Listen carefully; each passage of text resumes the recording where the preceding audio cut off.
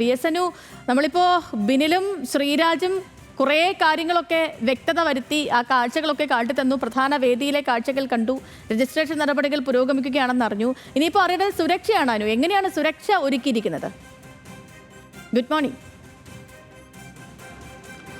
സെതു, ആഗോള അയ്യപ്പ സംഗമത്തിന് വേണ്ടിയിട്ടുള്ള ഒരുക്കങ്ങളെല്ലാം ഈ പമ്പ തീരത്ത് നടക്കുകയാണ്. ഇപ്പോൾ നമുക്ക് ദൃശ്യങ്ങൾ കാണാം. ഇപ്പോൾ ആളുകൾ രജിസ്ട്രേഷൻ പൂർത്തിയാക്കിയ ആളുകൾ ഇതിനകത്തേക്ക് വരുന്നുണ്ട്. അതായത് സുരക്ഷ പറയുമ്പോൾ ഇന്നലെ സൗത്ത് സോൺ IG ശ്യാംസുന്ദർ പറഞ്ഞതുപോലെ ഏകദേശം 2000-ഓളം പോലീസുകാരാണ് ഇവിടെ ഈ തരത്തിൽ ഈ അയ്യപ്പ സംഗമത്തിൻ്റെ സുരക്ഷാ ക്രമീകരണങ്ങളൊക്കെയായി ഇവിടെ എത്തിയിട്ടുള്ളത്. മാത്രമല്ല നമുക്കറിയാം ഈ മാസപൂജ നടക്കുന്ന സമയമാണ്. അതുകൊണ്ട് ഈ ശബരിമലയിലേക്ക് എത്തുന്ന സാധാരണ ഭക്തർക്ക് യാതൊരു വിധത്തിലുള്ള പ്രശ്നങ്ങളും ഉണ്ടാകാതിരിക്കാൻ വേണ്ടിയിട്ടുള്ള നടപടിക്രമങ്ങൾ പോലീസിന്റെ ഭാഗത്ത് നിന്ന് ഉണ്ടാകുന്നുണ്ട്. മാത്രമല്ല ഇപ്പോൾ മുഖ്യമന്ത്രി അടക്കമുള്ള VIP-കൾ എത്തുന്നുണ്ട്. അപ്പോൾ അവരുടെ സുരക്ഷ നോക്കണം. മറ്റൊന്ന്, ഏറ്റവും പ്രധാനം, ഏതെങ്കിലും തരത്തിലുള്ള പ്രതിഷേധങ്ങൾ ഇവിടെ ഉണ്ടാകുമോ എന്നുള്ള കാര്യം കൂടിയാണ്. അതുമായി ബന്ധപ്പെട്ട സുരക്ഷയും പോലീസ് ഏത് തരത്തിലുള്ള പ്രശ്നങ്ങളും അത് നേരിടാൻ വേണ്ടി തയ്യാറാണെന്നാണ് പോലീസ് പറയുന്നത്. അതുകൊണ്ട് അത്തരത്തിലുള്ള സുരക്ഷാ ക്രമീകരണങ്ങൾ പോലീസ് ഒരുക്കുന്നുണ്ട്. ഇപ്പോൾ നമ്മൾ നിൽക്കുന്നത്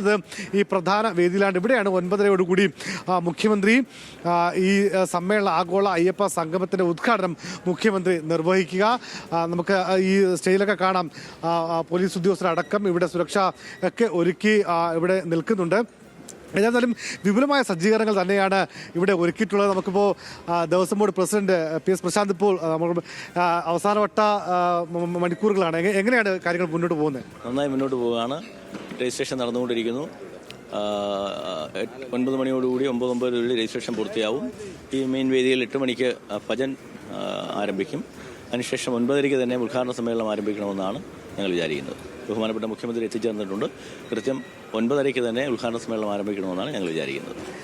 ഈ പ്രതിപക്ഷത്തിൻ്റെയൊക്കെ ചില ആരോപണങ്ങളൊക്കെ ഉണ്ടല്ലോ, ഈ രാഷ്ട്രീയമാണ്, അതിനൊക്കെ എങ്ങനെയാണ് ദേവസ്വം ബോർഡ് ഈ സമയത്ത് കാണുന്നത്? പ്രതിപക്ഷം അങ്ങനെയാണല്ലോ. പ്രതിപക്ഷത്തിന് വിയോജിക്കുവാനൊക്കെയുള്ള അഭിപ്രായ വ്യത്യാസം രേഖപ്പെടുത്തുവാനൊക്കെയുള്ള സംവിധാനമാണല്ലോ ഒന്നുമില്ലാണല്ലോ പ്രതിപക്ഷം എന്ന് പറയുന്നത്. അവർക്ക് അവരുടേതായ അഭിപ്രായമുണ്ട്, അവർ പ്രകടിപ്പിക്കട്ടെ. എല്ലാത്തിനെയും ഞങ്ങൾ സ്വാഗതം ചെയ്യുന്നു. ഏതായാലും അവസാന വട്ട ഒരുക്കങ്ങൾ തന്നെയാണ് പ്രശ്നമടക്കമുള്ള ദേവസ്വം ബോർഡിന്റെ ഭാരവാഹികൾ. ഏതായാലും വലിയ ഒരുക്കങ്ങൾ പമ്പാതീരത്ത് ഈ 3500-ഓളം പേർക്ക് ഇരിക്കാൻ കഴിയുന്ന പ്രധാന വേദി, അവിടേക്കാണ് 9:30 മുഖ്യമന്ത്രി അടക്കമുള്ള VIP-കൾ, തമിഴ്നാട് മന്ത്രിമാർ അടക്കമുള്ളവർ എത്തുക. സുരക്ഷാ ക്രമീകരണങ്ങൾ പോലീസ് വളരെ ശക്തമായ സുരക്ഷാ ക്രമീകരണങ്ങൾ തന്നെയാണ് ഉള്ളത്. നമുക്കിപ്പോൾ ഈ കാണുന്ന പോലെ പോലീസ് ഉദ്യോഗസ്ഥ അവിടെ മറ്റ് അതിൻ്റെ സുരക്ഷ ഇതൊക്കെ പരിശോധിക്കുകയാണ്. അങ്ങനെയുള്ള എല്ലാം നടക്കുന്നുണ്ട്. ഏതായാലും ഒരു വലിയ മുന്നേറ്റമായി, അല്ലെങ്കിൽ ശബരിമലയെ സംബന്ധിച്ച് ഒരു വലിയ നാഴികക്കല്ലായി അയ്യപ്പ സംഗമത്തെ മാറ്റാൻ വേണ്ടിയിട്ടാണ് തീരുമാനം. പ്രത്യേകിച്ചും ശബരിമലയുടെ സമഗ്രമായ വികസനം, തത്വമസി എന്ന മാനവിക സന്ദേശം ലോകത്താകമാനം എത്തിക്കുക എന്നൊക്കെയാണ് ഈ അയ്യപ്പ സംഗമം കൊണ്ട് ദേവസ്വം ബോർഡും ഉദ്ദേശിക്കുന്നത്. അതിൻ്റെ നടപടിക്രമങ്ങൾ നടക്കുന്നു. നേരത്തെ സൂചിപ്പിച്ച പോലെ ഏതെങ്കിലും തരത്തിലുള്ള പ്രതിഷേധങ്ങൾ ഉണ്ടാകുമോ എന്നുള്ള ചോദ്യം കൂടെ ഇപ്പോൾ ഉയരുന്നുണ്ട്. പ്രത്യേകിച്ച് ഈ ശബരിമല സ്ത്രീ പ്രവേശനവുമായി ബന്ധപ്പെട്ടൊക്കെ ഉണ്ടായ പ്രശ്നങ്ങൾ നമുക്കറിയാം. അതുമായി ബന്ധപ്പെട്ട ഏതെങ്കിലും തരത്തിലുള്ള പ്രശ്നങ്ങൾ ഉണ്ടാകുമോ എന്നുള്ളത് അറിയണം.